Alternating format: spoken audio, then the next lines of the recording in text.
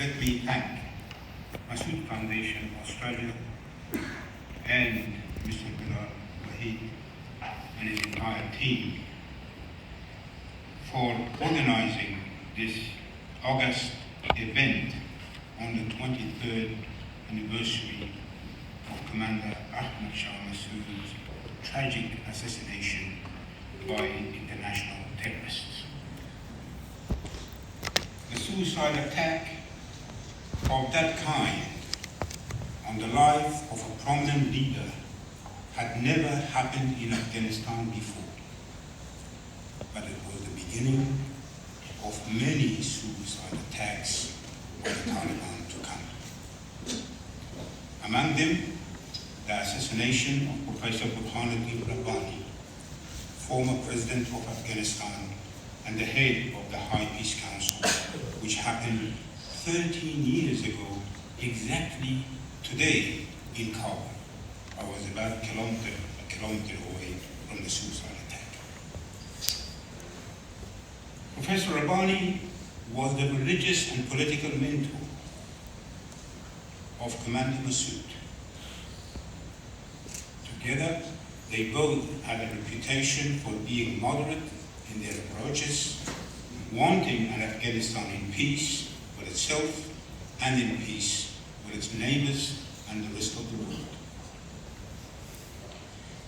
Let us pay tribute to Commander Massoud, the national hero of Afghanistan, Professor Rabbani, and numerous others from all over Afghanistan. I repeat, all over Afghanistan.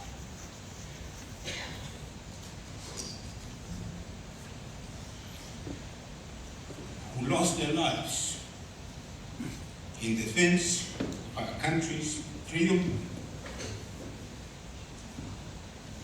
peace, security, justice, and development, which in turn kept the peace and security of our region and the world at large. May they rest in peace, and may God Almighty bless their souls. Using this opportunity, I would like to acknowledge the 41 soldiers of Australian Defence Force who paid the ultimate price in Afghanistan for our safety and international peace and security. Commander Massoud, a genius strategist, had the habit of getting to the point quickly. محترم میفهمن وقتی که آموزش صحبت میکرد میگو پدرم اینجا نگرد کسایی که از نزدیک دیده بدنش و منم چندین بار باش دیدیم چون وقتش کم بود میگفت که اینجا نگرد بگوییم که مگرد بفهمیم من کوشش میکنم که زود اینجا نگرد بگوییم در 15 دقیقه در میستم. So this evening I tried to get to the point. The calamity that Afghanistan has been going through since the return of the Taliban stands unique in the history of the country and possibly in certain aspects in the history of the planet Earth. The world has never experienced a gender apartheid of the magnitude and severity that the Taliban have imposed in our country. Terrorism has never had a geography as big as Afghanistan, a lot bigger than France, at its disposal for this length of time. No country in the world has been without a government with over 3 years, I mean a government recognized by its people and by the international community. I tried to describe the Taliban policies in one word. The best word that could come to my mind was despicable, which was used by the late U.S. Secretary of State Madeleine Albright in 1997 to denounce the Taliban policies towards women. I would like to pose 4 key questions tonight and see if I can provide some answers. 1, why this happened to us? What went wrong? 2, what is the status quo? 3, what do we do bring positive change? And if we do succeed, God willing, what is our vision for future Afghanistan? On what went wrong, reviews of the 20 years of the Republic, identification of the problems and acknowledgement of mistakes are crucial. We can only move ahead confidently if we know what has gone wrong in the past and how best we can avoid repeating them. Various countries with significant engagement in Afghanistan have already conducted their reviews at government, parliament, and or other levels. Some of our neighbors have done it in our region. The United States has been doing it. European countries have done it. I'm glad that days after the takeover of Kabul by the Taliban, the Australian Senate launched an inquiry on Australia's engagement in Afghanistan.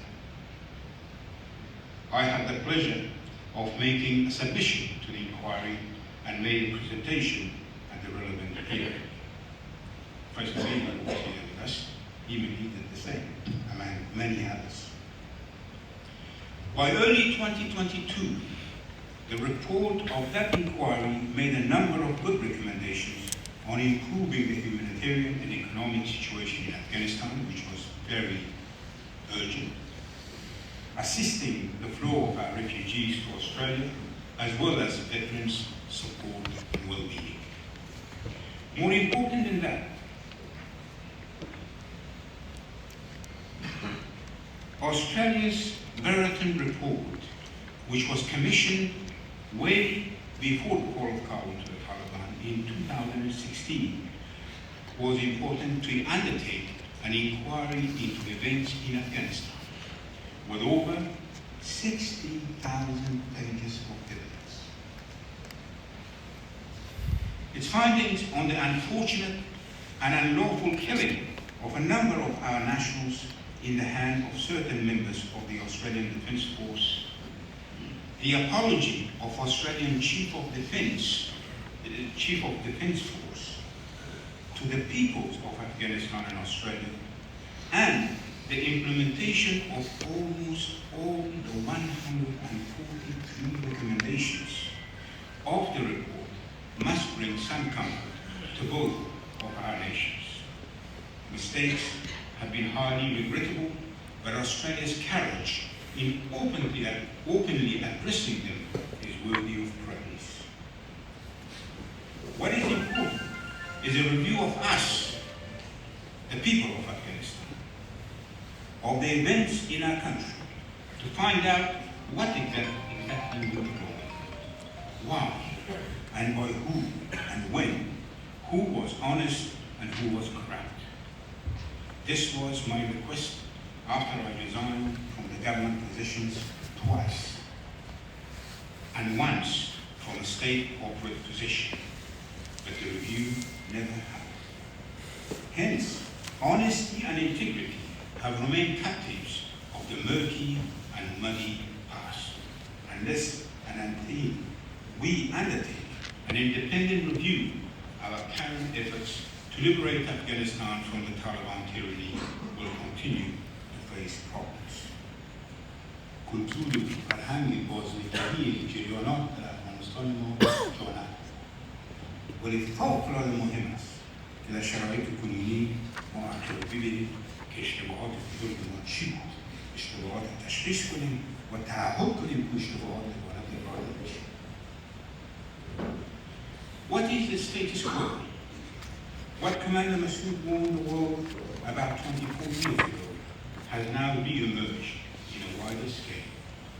Under the Taliban, Afghanistan has turned into a real breeding ground of terror, with tens of thousands of foreign terrorist fighters belonging to over 20 regional and international terror outfits, including Al-Qaeda, Daesh, TTP, and so on, all positioned in different parts of our country, particularly in the north. Rapid radicalization of our children, boys and girls, and that of foreign terrorist fighters who now live in Afghanistan with their families, is underway through a network of tens of thousands of so-called jihadi madrasas run by the Taliban throughout the country. For the latest on this, please have a look at the UN Secretary General's report on the situation in Afghanistan, which was presented to the Security Council last week. The region is already receiving, our region, Afghanistan's region, is already receiving the terror blows emanating from Afghanistan. Pakistan, the inventor of the Taliban, itself experiences almost daily TTP terror attacks rooted in Afghanistan. Iran, Tajikistan, and Russian Federation have also experienced major terrorist attacks with roots in Afghanistan. Several other terror attacks and arrests in Europe and US are either directly linked to Afghanistan or inspired by the so-called Taliban victory. Certain attacks in Australia, thankfully minor and not major, especially here in Sydney, are inspired, if not linked, by the culture of violence promoted by the Taliban. Don't forget, before there were any such things as ISIS, Al-Qaeda, TTP, ETIM, Boko Haram, Al-Shabaab, etc., there was the Taliban. A key factor behind the current wave of radicalization, extremism, and terrorism. When it comes to the gross violation of human rights, it is enough to say that our entire population, that is over 40 million, live under a totalitarian regime imposing restrictions in most aspects of life. In particular, women and girls, half of our population, face gender apartheid. Just 2 days ago, the head of UN Women, whom I know was a colleague of mine in New York, in her presentation to the Security Council said that according to their survey, 90% of women report that their mental health is very bad and getting worse. The so-called vice and virtue laws are in effect the Taliban instruments of subjugating the entire population and erasing women and girls from the public life.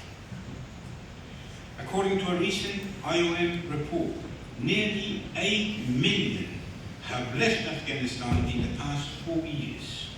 That is 1/4 of the entire population of Afghanistan.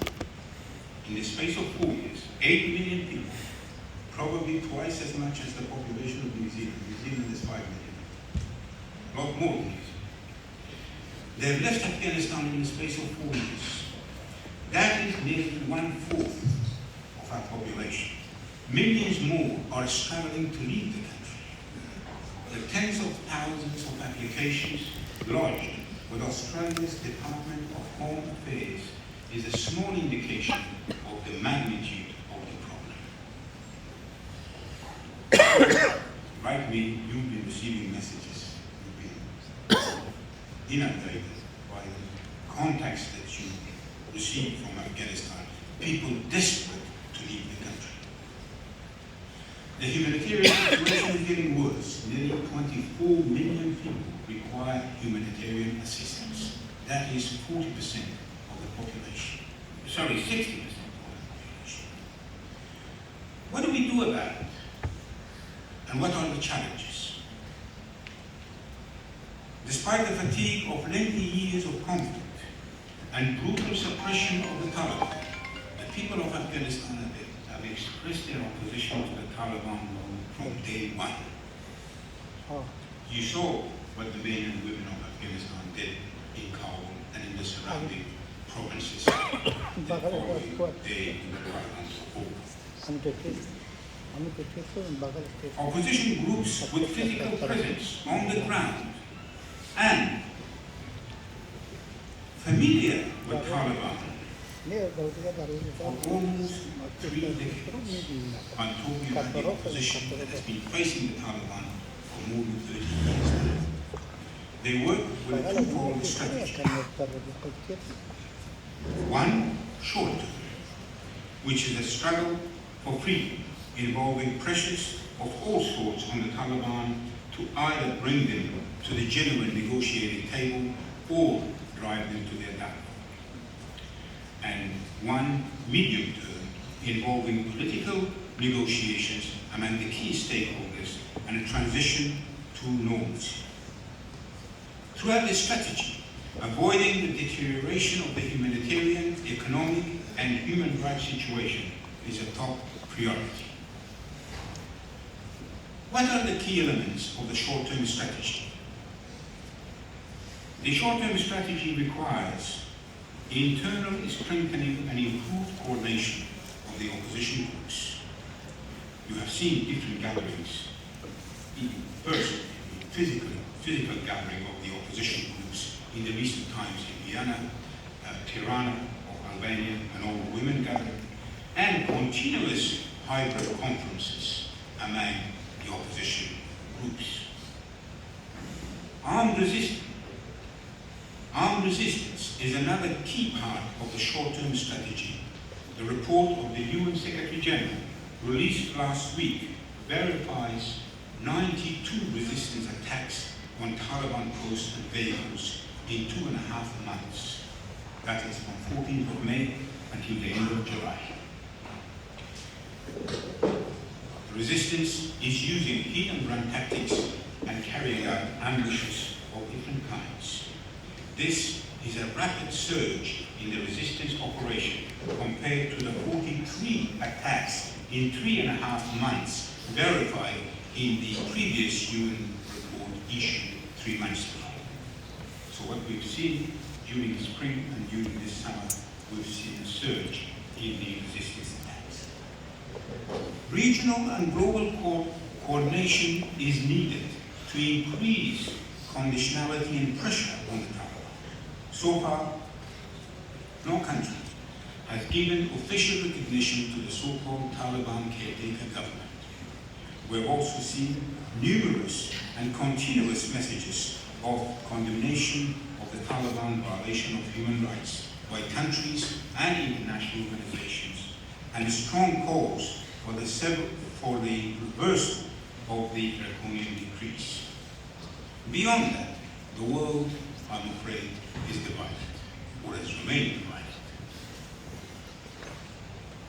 And a durable peace and a durable solution to the crisis of Afghanistan has fallen victim to the heated geopolitical games due to the Ukraine and Gaza wars, the tensions in the Indo-Pacific region, and other contentious hotspots. Mainly for this reason, almost all major actors are after engagement with the Taliban on the surface in the name of bringing positive change in them, but in reality, trying to outmaneuver their adversaries in using the Taliban against them. Lately, they have been pushing the engagement through a UN mechanism based on an independent assessment which was undertaken by the UN in 2023. This has created oxygen and lavishing opportunities for the Taliban and other terrorist outfits positioned in Afghanistan. I call it the geopoliticization of terrorism and human rights. I know that geopoliticization could be a new word, and I'm sorry for abusing the English language, but that is what I thought about, that they're linking action on terrorism and human rights to geopolitics and geopolitical games.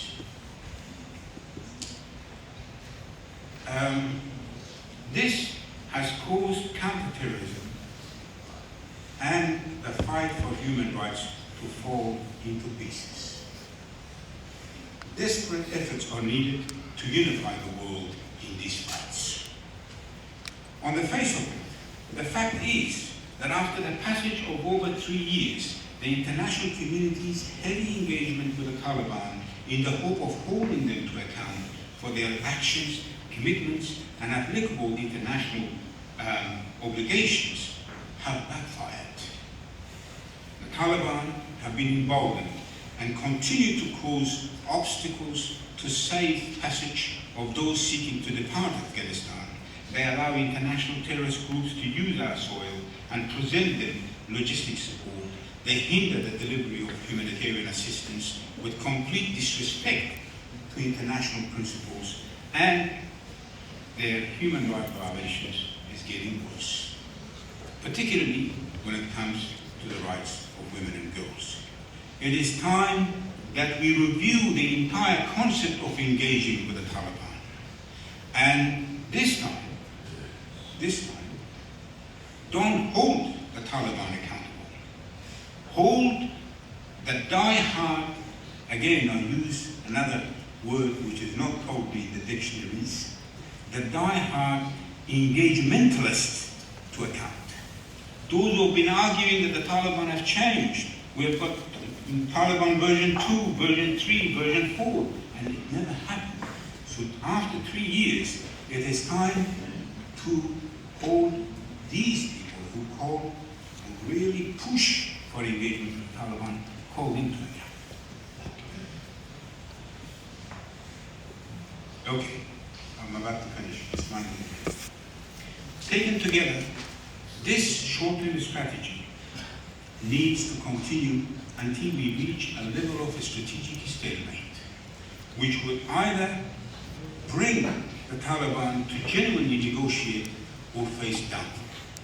Either way, this in turn will bring us to the second phase of the strategy, which is political negotiations involving a national dialogue among all political, civil, and military groups, including reconcilable Taliban, if there is any, and a transition period with its own details, leading us to a legal, democratic, and peaceful Afghanistan. We don't have enough time for that to be explained. Mr.